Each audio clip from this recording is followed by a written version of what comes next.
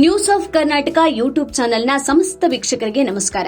ಈ ಹಿಂದಿನ ವಿಡಿಯೋದಲ್ಲಿ ಕಾರ್ಮಿಕ ಸಚಿವ ಸಂತೋಷ್ ಲಾಡ್ ಅವರು ಯಾವೆಲ್ಲ ಪ್ರಗತಿಪರ ಯೋಜನೆಗಳನ್ನ ಜಾರಿ ಮಾಡುವಲ್ಲಿ ಕ್ರಮ ವಹಿಸಿದ್ರು ಅನ್ನೋದನ್ನ ಸಂಕ್ಷಿಪ್ತವಾಗಿ ಹೇಳಿದ್ದೀವಿ. ಈ ವಿಡಿಯೋದಲ್ಲಿ ಯೋಜನೆಗಳ ಬಗ್ಗೆ ವಿವರವಾಗಿ ತಿಳಿಯೋಣ. ಕಾರ್ಮಿಕರಿಗೆ ಪರಿಷ್ಕೃತ ಕನಿಷ್ಠ ವೇತನ. ಕನಿಷ್ಠ ವೇತನ ನಾಡಿನ ಶ್ರಮಜೀವಿಗಳಿಗೆ ಕಾರ್ಮಿಕ ಇಲಾಖೆ ನೀಡಿದ ಬಂಪರ್ ಗಿಫ್ಟ್ ಎಂದರೆ ತಪ್ಪಾಗ್ಲಿಕ್ಕಿಲ್ಲ. ಈ ಯೋಜನೆ ಕುರಿತು ರಾಜ್ಯ ಸರ್ಕಾರ ಈಗಾಗಲೇ ಅಧಿಸೂಚನೆಯನ್ನ ಪ್ರಕಟಿಸಿದೆ. ಇದರಿಂದಾಗಿ ಹಗಲು ರಾತ್ರಿ ಎನ್ನದೇ ದುಡಿಯುವ ಲಕ್ಷಾಂತರ ಶ್ರಮಜೀವಿಗಳಿಗೆ ಅನುಕೂಲವಾಗಲಿದೆ. ಬಡವರ ಪಾಲಿಗೆ ಆಶಾದಾಯಕವಾದ ಇಂತಹ ಕ್ರಮವನ್ನ ಜಾರಿ ಮಾಡುವಲ್ಲಿ ಸಚಿವ ಸಂತೋಷ್ ಲಾಡ್ ಅವರ ಪರಿಶ್ರಮವಿದೆ.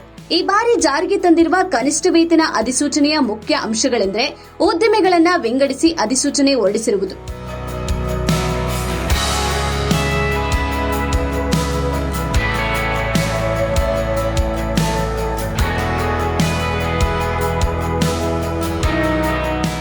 ಕಾರ್ಮಿಕರ ಕೆಲಸ ಮತ್ತು ಅವರು ಹೊಂದಿರುವ ಕುಶಲತೆಯ ಆಧಾರದ ಮೇಲೆ ವೇತನ ನಿಗದಿ. ದಿನಕ್ಕೆ ಮತ್ತು ತಿಂಗಳಿಗೆ ಎಷ್ಟು ವೇತನ ಎಂಬುದಕ್ಕೆ ಸ್ಪಷ್ಟನೆ. ಸಂಘಟಿತ ಮತ್ತು ಅಸಂಘಟಿತ ಕಾರ್ಮಿಕರ ಕ್ಷೇಮಾಭಿವೃದ್ಧಿ ಕಡೆಗೂ ಗಮನ. ಬೆಲೆ ಏರಿಕೆ ಸೂಚ್ಯಂಕ, ಹಣದುಬ್ಬರ, ಜೀವನ ನಿರ್ವಹಣೆ ವೆಚ್ಚ, ಕೆಲಸದ ಲಭ್ಯತೆ ಎಲ್ಲವನ್ನ ಗಮನದಲ್ಲಿಟ್ಟುಕೊಂಡು ಪರಿಷ್ಕರಣೆ. ಕಾರ್ಮಿಕ ಸಂಘಟನೆಗಳ ಅಭಿಪ್ರಾಯಕ್ಕೂ ಮನ್ನಣೆ, ಆಕ್ಷೇಪಣೆಗೂ ಅವಕಾಶ. ಕಾರ್ಮಿಕ ಇಲಾಖೆಯು ಜಾರಿ ತಂದ ಮತ್ತೊಂದು ಕ್ರಾಂತಿಕಾರಕ ಕ್ರಮ ಎಂದ್ರೆ ಕಡ್ಡಾಯ ಉಪಧನ ಕಾಯ್ದೆ. ಈ ಕಾಯ್ದೆಗೆ ಒಂದು ರೂಪ ಕೊಟ್ಟು ಎಲ್ಲ ಕಾರ್ಮಿಕರಿಗೂ ಅನುಕೂಲವಾಗುವಂತೆ ಮಾಡಿದ ಕೀರ್ತಿ ಸಚಿವ ಸಂತೋಷ್ ಲಾಡ್ ಅವರಿಗೆ ಸಲ್ಲುತ್ತದೆ. ಈ ಕಾಯ್ದೆಯಲ್ಲಿ ಹಲವಾರು ಅಂಶಗಳಿದ್ದು ಉಪಧನಕ್ಕೆ ಅರ್ಹರಾದವರೆಲ್ಲರೂ ಅದನ್ನ ಪಡೆಯಬೇಕು ಅನ್ನೋದು ಇದರ ಮುಖ್ಯ ಉದ್ದೇಶವಾಗಿದೆ. ಒಂದು ವೇಳೆ ಕಂಪನಿ ಮುಚ್ಚಿದ್ರೆ, ದಿವಾಳಿಯಾದ್ರೆ ಅಥವಾ ಯಾವುದೇ ತೊಂದರೆಯಲ್ಲಿ ಸಿಕ್ಕಿಕೊಂಡ್ರೆ ಕಾರ್ಮಿಕರ ಉಪಧನ ಭದ್ರವಾಗಿರಲಿದೆ. ಹೀಗಾಗಿ ಸಂಸ್ಥೆಗಳು, ಕಾರ್ಖಾನೆಗಳು, ಉದ್ಯಮಗಳು ನಾನಾ ಕಾರಣದಿಂದ ಮುಚ್ಚಿದ್ರೆ ಅಲ್ಲಿನ ಉದ್ಯೋಗಿಗಳ ಉಪಧನಕ್ಕೆ ಯಾವುದೇ ತೊಂದರೆಯಾಗುವುದಿಲ್ಲ.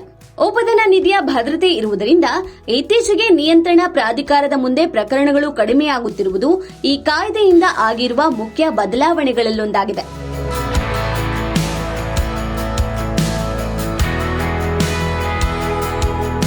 ಉದ್ಯೋಗಾರ್ಹತೆ ಹೆಚ್ಚಿಸಲು ತರಬೇತಿ. ಸಚಿವ ಲಾಡ್ ಅವರು ಹೆಚ್ಚಿನ ಮುತುವರ್ಜಿ ವಹಿಸಿ ಜಾರಿ ಮಾಡಿರುವ ಮತ್ತೊಂದು ಮಹತ್ವದ ಕ್ರಮಗಳಲ್ಲಿ ಇದು ಕೂಡ ಒಂದು. ಪ್ರತಿಯೊಬ್ಬ ತಂದೆ ತಾಯಿಯು ತಮ್ಮ ಮಕ್ಕಳಿಗೆ ಒಳ್ಳೆಯ ವಿದ್ಯಾಭ್ಯಾಸ ಸಿಗಲಿ ಅಂತ ಕಷ್ಟಪಟ್ಟು ಓದಿಸ್ತಾರೆ. ಆದ್ರೆ ಅಷ್ಟೆಲ್ಲ ಕಷ್ಟಪಟ್ಟು ಓದಿದ್ರೂ ಅವರಿಗೆ ಸರಿಯಾದ ಉದ್ಯೋಗ ಸಿಗೋದಿಲ್ಲ. ಇದಕ್ಕೆ ಮುಖ್ಯ ಕಾರಣ ಕೌಶಲ್ಯದ ಕೊರತೆ. ಇದನ್ನ ತಿಳಿದ ಕಾರ್ಮಿಕ ಇಲಾಖೆ ಈಗ ಆ ಕೊರತೆಯನ್ನ ದೂರ ಮಾಡಲು ಆನ್ ಜಾಬ್ ಟ್ರೈನಿಂಗ್ ಅವಕಾಶ ನೀಡ್ತಾ ಇದೆ. SSLC, PUC, ITI, diploma, engineering ಅಧ್ಯಯನ ಮಾಡಿದ ಯುವಕರನ್ನ ಗುರುತಿಸಿ ಅವರಿಗೆ 24 ರಿಂದ 36 ತಿಂಗಳ ಅವಧಿಗೆ ಆನ್ ಜಾಬ್ ಟ್ರೈನಿಂಗ್ ನೀಡುವುದು. ಕಾರ್ಮಿಕ ಇಲಾಖೆ ನೀಡುವ ಕನಿಷ್ಠ ವೇತನದ ಪ್ರಕಾರ ತರಬೇತಿ ಅವಧಿಯಲ್ಲಿ ಅಭ್ಯರ್ಥಿಗಳಿಗೆ ಶಿಷ್ಯ ವೇತನ ನೀಡಲಾಗುತ್ತೆ. ತರಬೇತಿ ಮುಗಿದ ನಂತರ ತರಬೇತಿ ಪಡೆದ ಅಭ್ಯರ್ಥಿಗಳಿಗೆ ಅನುಭವ ಪ್ರಮಾಣ ಪತ್ರವನ್ನ ಒದಗಿಸಲಾಗುವುದು. ಹೊರಗುತ್ತಿಗೆ ಕಾರ್ಮಿಕರ ನೇಮಕಕ್ಕೆ ಸಮಿತಿ ರಚನೆ. ನಮ್ಮ ರಾಜ್ಯದಲ್ಲಿ ಹೆಚ್ಚಿನ ಕಾರ್ಮಿಕರು ಹೊರಗುತ್ತಿಗೆಯಲ್ಲಿ ಕೆಲಸ ಮಾಡ್ತಾರೆ. ಇಂತಹ ಗುತ್ತಿಗೆ ಕಾರ್ಮಿಕರಿಗೆ ಅವರ ಉದ್ಯೋಗದಾತರಿಂದ ಹಾಗೂ ಉದ್ಯೋಗ ಸ್ಥಳಗಳಲ್ಲಿ ಹಲವಾರು ತೊಂದರೆಗಳಾಗ್ತಾ ಇದ್ವು. ಆದ್ರೆ ಇದೀಗ ಕಾರ್ಮಿಕ ಇಲಾಖೆಯು ಇದಕ್ಕೆಲ್ಲ ಬ್ರೇಕ್ ಹಾಕಿದೆ. ಹೌದು, ಕಾರ್ಮಿಕ ಸಚಿವ ಸಂತೋಷ್ ಲಾಡ್ ಅವರ ಕಾಳಜಿಯಿಂದಾಗಿ ಹೊರಗುತ್ತಿಗೆ ಕಾರ್ಮಿಕರ ನೇಮಕಕ್ಕೆ ಸಮಿತಿ ರಚನೆಯಾಗಿದೆ. ಇದನ್ನ ಬೀದರ್ನಲ್ಲಿ ಪ್ರಾಯೋಗಿಕವಾಗಿ ಅನುಷ್ಠಾನ ಮಾಡಿದ್ದರಿಂದ ಇದನ್ನ ಬೀದರ್ ಮಾದರಿ ಅಂತ ಕರೆಯಲಾಗುತ್ತೆ. ಲಾಡ್ ಅವರ ಅವಿರತ ಪರಿಶ್ರಮದಿಂದಾಗಿ ಇಂದು ಹೊರಗುತ್ತಿಗೆ ಕಾರ್ಮಿಕರು ನೆಮ್ಮದಿಯ ನಿಟ್ಟುಸಿರು ಬಿಡುವಂತಾಗಿದೆ.